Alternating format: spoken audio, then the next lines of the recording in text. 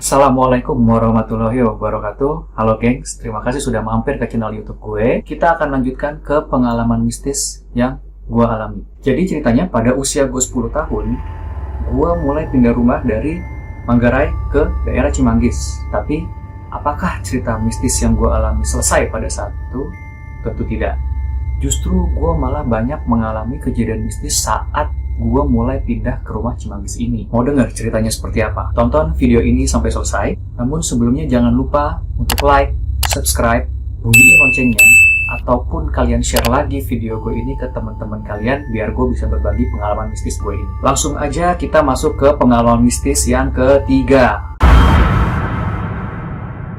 Oke, sebelum gue mulai menceritakan kejadiannya, gue akan sedikit menjelaskan denah dari rumah yang gue tempati ini, biar kalian bisa lebih mudah memahami saat gue menceritakan kejadiannya. Ini denah lantai 1, terdapat tangga untuk akses naik ataupun turun dari lantai 1 ke lantai 2 ataupun sebaliknya. Di sini ruang makan untuk kita makan, minum, dan sebagainya. Di sebelah ruang makan terdapat kolam ikan yang di ujungnya itu ada space yang sengaja disediakan untuk menyimpan peralatan-peralatan kebersihan. Jadi ceritanya, pada suatu malam, sekitar jam 7 malam, gue lagi main game di ruang TV lantai 2. Tiba-tiba gue aus. Turunlah gue ke ruang makan untuk ambil minum. Saat itu posisi dispenser itu berada tidak jauh dari kolam ikan. Hanya berjarak sekitar 1 meter jaraknya. Setelah gue selesai minum, tiba-tiba di kaki gue ada ikan yang menggelepar-gelepar. Kelepak-kelepak. Kalian tahu kan kalau misalkan posisi ikan lagi di luar tanpa air. Saat itu gue nggak ngeliat gimana ceritanya ikan itu bisa keluar dari kolam. Yang gue tahu saat itu, tiba-tiba aja ikan itu sudah ada di dekat kaki gue. Karena gue pikir ikan itu lompat keluar dari kolam, sebelum kehabisan oksigen, ikan itu cepat-cepat gue ambil dan segera gue balikin lagi ke kolamnya. Akhirnya setelah gue kembaliin ikan itu ke dalam kolam, gue naik ke atas lagi untuk melanjutin main game di ruang TV. Tapi nggak lama gue lagi asik main game, tiba-tiba gue mendengar suara ikan menggelepar-gelepar lagi dari arah ruang makan. Akhirnya gue turun ke bawah untuk melihat sekaligus mengembalikan ikan itu kembali lagi ke dalam kolam. Tapi pada saat itu, ikan yang keluar dari kolam bukan ikan yang sama, tapi ikan yang berbeda warnanya. Saat gue bawa ikan itu balik ke dalam kolam, gue merasakan ada yang janggal dan seluruh bulu kuduk gue merinding. Gue mulai berpikir, kenapa ikan-ikan ini bisa lompat sejauh itu, sedangkan kolam yang kita miliki itu cukup dalam. Dan ikan yang keluar bukan hanya ikan yang sama, melainkan semua ikan yang ada di kolam itu. Setelah gue masuki ikan ke dalam kolam, gue berdiri sambil melihat-lihat situasi di sekitar kolam ikan itu. Pada saat mata gue melihat ke kanan ke kiri, sampailah di mana posisi mata gue tertuju di antara kolam ikan dan tempat penyimpanan itu. Di situ gue melihat makhluk tinggi besar berwarna hitam. Badannya berbulu, bola matanya merah, dan setengah badannya ke bawah itu menyerupai kambing. Makhluk halus itu menatap ke arah gue dengan tajam, dengan nafasnya yang terdengar berat. Karena pada saat itu gue takut, gue nggak bisa berbuat apa-apa selain gue cuma diem berdiri. Jangankan teriak, bergerak aja sulit. Saat itu gue hanya bisa terdiam sambil mencoba memanggil nyokap gue, tapi gue cuma bisa ngeluarin suara pelan banget. Gue rasa nyokap gue juga akan denger karena dia lagi di kamar.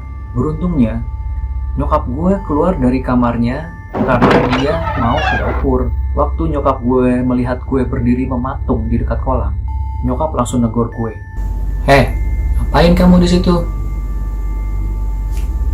Apaan sih? Terus lanjut ya.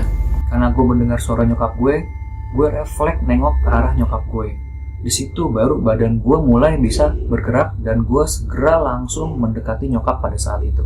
Pada malam itu gue nggak langsung ceritain ke nyokap ataupun keluarga gue mengenai makhluk besar yang gue lihat di kolam ikan itu. Karena gue masih ngerasain hawa-hawa yang kurang enak. Apalagi kalau gue ceritain saat malam, itu pasti suasananya akan lebih menyenangkan lagi. Jadi malam itu gue mutusin untuk tidur di kamar nyokap untuk mengurangi rasa takut gue. Keesokan harinya gue baru mulai ceritain kejadian itu ke nyokap. Gue ceritain dari awal sampai akhir gue melihat si makhluk tinggi besar itu. Nyokap yang mendengar cerita dari gue itu tiba-tiba kepikiran untuk undang kakaknya eyang gue. Kita sebut aja kakaknya eyang gue ini nenek ya. Kebetulan nenek itu bisa melakukan mediasi dengan makhluk astral. Singkat cerita, sampailah nenek datang ke rumah gue didampingi sama eyang. Nenek mulai berjalan di setiap ruangan dan sesekali matanya melirik ke kanan kiri dan melihat ke atas. Pada saat nenek mulai memasuki ruang makan, dirinya mulai menuju ke arah kolam ikan. Namun sebelum sampai di kolam ikan, nenek menundukkan kepalanya sejenak dan tiba-tiba menengadahkan kepalanya ke atas. Dengan mata melotot, dia sambil menunjuk ke arah kolam ikan sambil berkata, "Matikan airnya, matikan airnya. Dingin di sini." Eyang yang pada saat itu posisinya paling dekat dengan nenek mencoba berkomunikasi dengan makhluk halus yang sedang berada di dalam diri nenek. Eyang mulai berbicara.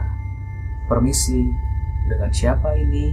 Nenek menjawab, "Kenapa? Saya sudah lama di sini." Lalu Eyang menjawab kembali, "Maaf apabila memang merasa terganggu. Tapi saat ini kita juga tinggal di sini." Nenek balik berbicara. "Matikan air itu. Matikan air itu. Dingin." Eyang menjawab, "Maaf, kita tidak niat mengganggu." Lalu nenek berkata lagi, "Matikan airnya. Buang ikannya." Tiba-tiba nenek menundukkan kepalanya dan alhamdulillah setelah itu nenek sudah dalam keadaan normal kembali. Masih di ruang makan dekat kolam ikan, gue sempat melihat nenek meremaskan kedua tangannya sambil berbicara pelan, "Kamu saya bawa ke tempat seharusnya." Karena kejadian itu, akhirnya bokap dan nyokap memutuskan untuk menutup kolam iklan sih. Karena kejadian itu, akhirnya bokap dan nyokap memutuskan untuk menutup kolam ikan di taman belakang. Oke, demikian pengalaman mistis yang ketiga yang gua alami. Apakah kalian di sini ada yang pernah mengalami kejadian yang sama atau serupa? Silahkan tulis di kolom komentar. Percaya atau tidak, kembali ke diri kita masing-masing ya. Sebelum gue akhiri, gue ingatkan lagi, jangan lupa untuk like kalau kalian suka video ini, dan bunyikan loncengnya biar kalian tahu kalau ada video terbaru dari gue. Terima kasih. Assalamualaikum warahmatullahi wabarakatuh.